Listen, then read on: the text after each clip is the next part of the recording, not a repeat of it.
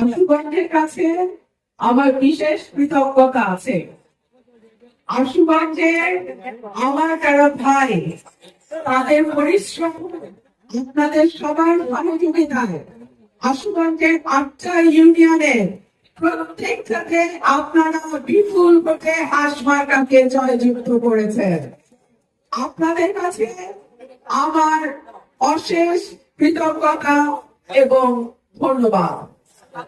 প্রিয় ভাইরা আমার, পবিত্র মাহে রমজান, আল্লাহর রহমতে, আপনাদের দোয়ায়, আপনাদের সহযোগিতায় আজকে আপনাদের প্রতিনিধি হিসেবে আশুগঞ্জে আমি আপনাদের সঙ্গে ইফতার মাহফিলে শামিল হওয়ার সুযোগ পেয়েছি।